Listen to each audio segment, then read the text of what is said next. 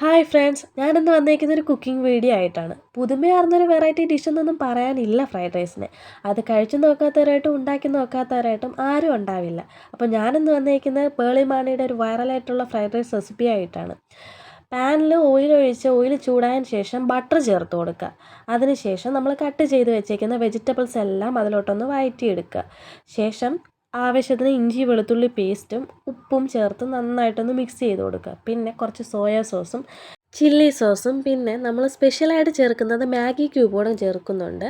അതും കൂടെ എടുത്ത് മിക്സ് ചെയ്തെടുത്തതിന് ശേഷം നമുക്ക് എത്ര മുട്ടയാണോ വേണ്ടത് ആ മുട്ട അതിലിട്ടൊന്ന് ചേർത്ത് കൊടുത്ത് ഒന്ന് ചിക്കി എടുക്കുക. ശേഷം ഉപ്പും കുരുമുളകും ചേർത്ത് വേവിച്ച് വെച്ചേക്കുന്ന ചിക്കനും കൂടെ അതിലിട്ട് ചേർത്ത് നന്നായിട്ടൊന്ന് മിക്സ് ചെയ്തെടുത്തതിന് ശേഷം ഉപ്പ് ചേർത്ത് വേവിച്ച് വെച്ചേക്കുന്ന റൈസും കൂടെ ചേർത്ത് നല്ലപോലെ ഒന്ന് മിക്സ് ചെയ്തെടുക്കുക. ഫൈനലായിട്ട് കുറച്ച് പെപ്പർ പൗഡറും കൂടെ ആഡ് ചെയ്ത് കൊടുക്കുക. നമുക്കിതിലേക്ക് വേണമെങ്കിൽ സ്പ്രിംഗ് ഓണിയനും കൂടെ ചേർക്കാവുന്നതാണ്.